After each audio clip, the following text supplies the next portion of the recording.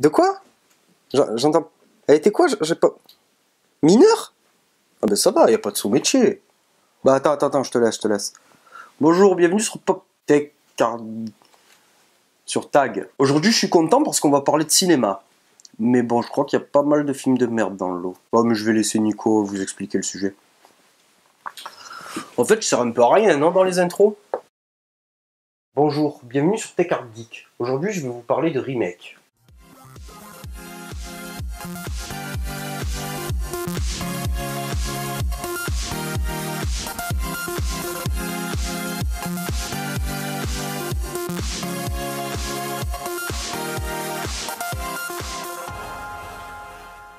Alors déjà, qu'est-ce qu'un remake? Est-ce que le reboot d'une franchise peut être qualifié de remake? Est-ce qu'un relaunch est un remake? Est-ce qu'un remake est un remake? Mais il est où soit Zig? Mais il vient d'avoir la PS4, ça m'étonnerait qu'il vienne. Alors? Elle donne quoi? Elle a une ludothèque fournie? Non, mais l'interface, elle est bien. Tu sens la next-gen. Putain, maintenant plus c'est payant. Un remake est une œuvre qui en réadapte une autre réalisée précédemment. Le premier remake dans l'histoire du cinéma remonte à l'époque des premières vues photographiques animées. Les frères Lumière avaient tourné sous plusieurs angles différents, différentes versions de leur arroseur arrosé. Chiant. Quel est l'intérêt d'un remake, me direz-vous? Ben aucun, a priori. La plupart du temps, le remake d'un film sert à minimiser la prise de risque d'un studio en surfant sur un nom renommé ou du moins déjà connu. Vu qu'il existe des remakes a priori depuis 1892, je vais me concentrer sur les plus récents. Et le plus récent en date est le remake de Robocop. Bah en vrai c'est le remake de Godzilla, mais à l'heure où je tourne la vidéo je l'ai pas encore vu, donc j'en parlerai pas. Alors déjà Robocop avait-il besoin d'un remake? Et non! Robocop est un de mes 67 films préférés, et ce pour plusieurs raisons. Déjà parce qu'il est trop bien, c'est bien déjà ça. Et parce que sous ses airs d'actionneur high-tech, le film de Paul Verhoeven est un pamphlet contre l'Amérique. Contre l'obsession de l'Amérique pour l'ordre et la sécurité. Il critique aussi bien la fascination des Américains pour les armes à feu que pour l'entertainment. Et met en scène l'infotainment, qui fera plus tard la gloire de nombreuses chaînes télé. Tout en critiquant les grosses structures industrielles américaines, dont le film est plus ou moins l'œuvre. Genre il rentre de l'intérieur et après, bouteille de gaz avec des clous quoi. Et tout ça avec des yeux étrangers, vu que Paul Verhoeven est néerlandais. Ah non. Et il critique ça de manière ludique, d'une façon assez bien trouvée, grâce entre autres à des extraits de faux journal TV entrecoupés de fausses pubs. Procédé qu'il réutilisera dans d'autres films, comme Starship Troopers, Total Recall pour les fausses pubs. Deux films qui sont aussi dans mon top 67. Et tout ça avec en fond le tiraillement entre Robocop et Alex Murphy. Et en plus de ça, le film est porté à bout de bras par la musique de Basil Polidoris, ce qui rehausse encore le tout. Bon voilà, ben, vous prenez tout ce que j'ai dit, vous l'enlevez, et vous obtenez le remake sans vie de Robocop. Ce film est un putain de film de commande, réalisé par un putain de yes man qui n'a rien compris au film de Verhoeven. Il a tout bonnement pris le film original, il l'a retourné, il a baissé son pantalon...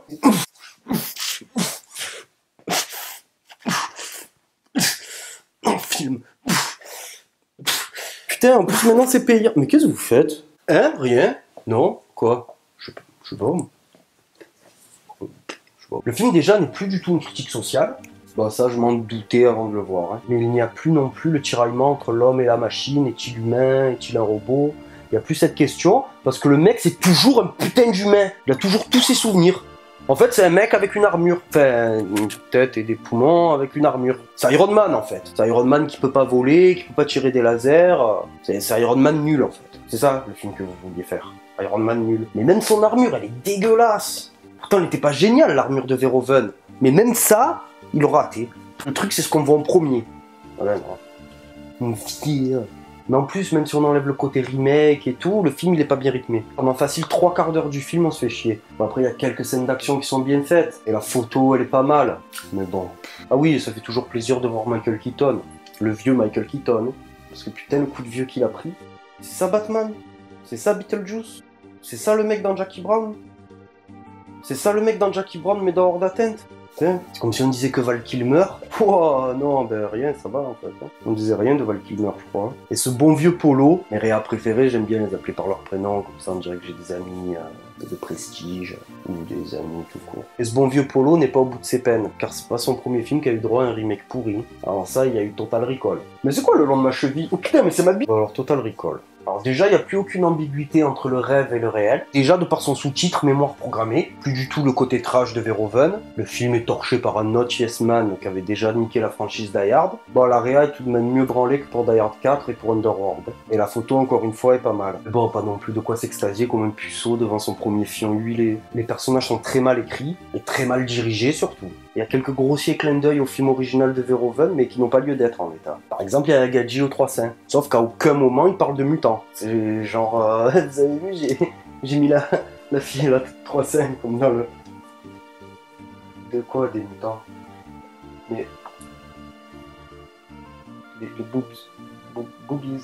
Mais bon, ce qu'il y a aussi, c'est ce qu'il y a dans les 3/4 des films hollywoodiens pour jeunes teenagers américains en manque de sensations fortes, mais bon, pas trop quand même, faut pas déconner, on n'est pas des paysans européens. C'est ce côté moralisateur bon enfant et l'absence totale de mythes ou de merveilleux que seuls quelques gros réas comme Del Toro ou Peter Jackson, qui n'ont pas les mains liées par les studios, arrivent encore à insuffler à leur film. Bon, voilà ce qu'il y en est pour ce film. Maintenant, on va passer à l'âge iborien avec Conan. Alors déjà, n'en déplaise aux fans de Tolkien, c'est Robert Howard avec Conan qui créa l'heroic fantasy moderne. Et c'est John Milius qui le portera pour la première fois à l'écran. Donc Conan fait partie aussi de mes 67 films préférés et il est très très bien classé. Donc le remake, je pense que je vais le défoncer. John Milius dépeint avec Conan le barbare une fresque sombre qui reflète de manière nietzschienne le monde dans lequel Conan évolue, qui est un reflet métaphorique du nôtre. Le tout encore une fois habilement assaisonné des talents de compositeur de Polydoris. Je ne m'étendrai pas plus sur ce film, car comme je l'ai dit tout à l'heure, c'est un de mes films préférés, et si je devais en parler, j'en parlerais toute la nuit. Mais il fait jour. De quoi on est... Parlons du remake. Alors déjà, je dirais qu'un mot. Jason Momoa. Perso, je comptais 2 mots. Hein. Quel putain d'acteur de merde. Boumure prégnante, mes couilles, ouais. Et ceux qui disent dans Game of Thrones, il joue bien, non. Dans Game of Thrones, on le voit 5 secondes à chaque fois, il parle jamais. Les scènes dans lesquelles il apparaît, elles sont bien, mais lui joue mal. En plus, le mec, il parle pas tout le long. Alors, quand il a été annoncé pour le rôle de Conan, je me suis dit, oui, ben c'est bien, au moins il parle pas et tout. Schwarzenegger, dans le film de Milius, il doit dire 15 phrases dans tout le film. Hein. Et ben là, non. Dans Conan, il fait que de parler. John Milius, en filmant Schwarzenegger, il arrivait à lui faire dire plus de choses sans qu'il parle que l'autre con, là, en parlant... C'est un peu confus quand même. Et bon, Schwarzy, il avait une prestance que Milius a su cadrer et diriger, ce que Nipsel n'a pas du tout réussi avec Momoa. Il y a vraiment que la scène du début qui est bien avec le petit, et encore ça va à l'encontre du film de Milius. Car Conan enfant c'est déjà se battre, et apparemment mieux que quand il est grand. Hein. Alors que Milius avait pris le temps de poser ses persos, en faisant de Conan un enfant chétif peu enclin au combat, et c'est ce qu'il endure durant toutes ces années qui le rend fort. D'où Nietzsche citait plus tôt. Ça aussi alors c'est raté du coup. Ben ouais.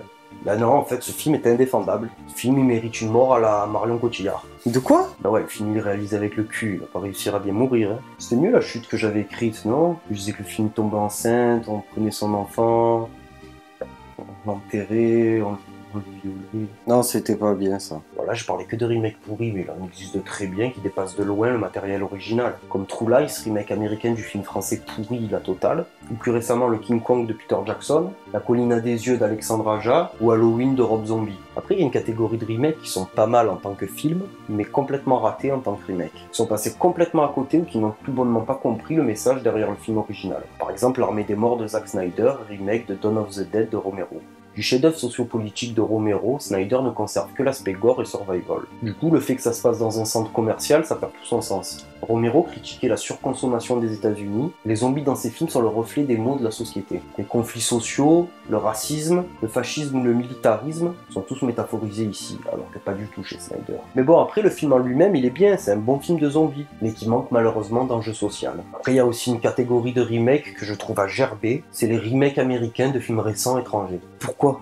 Parce que si c'est juste pour une question de sous-titres, redoublez-les, hein, ça vous coûtera moins cher que de refaire un film. Hein. Pourquoi remaker Old Boy de Park Chan-wook par exemple? Oui, mais là c'est normal, on peut pas s'identifier, le mec c'est un genre de chinois. Bon, après le film, je peux pas en parler parce que je l'ai pas vu. Pour la simple et bonne raison que Old Boy c'est un de mes films préférés. Et ça fait 2-3 films que Spike Lee, je trouve qu'il est bien loin de Do the Rising ou Jungle Fever. Je vous invite à aller lire la critique qu'on a fait d'Orient sur Pop Comics.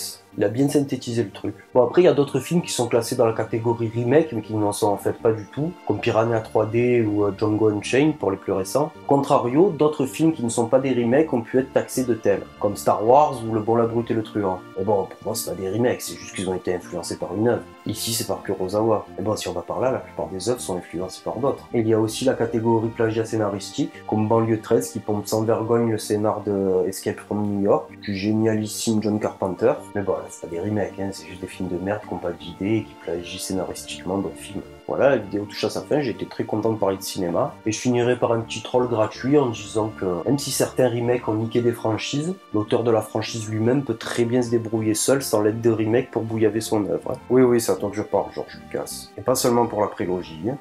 Le retour du Jedi aussi, c'est ta faute. Hein. Même si tu l'as pas réalisé, c'est ta faute. La mort est quelquefois un art de vie.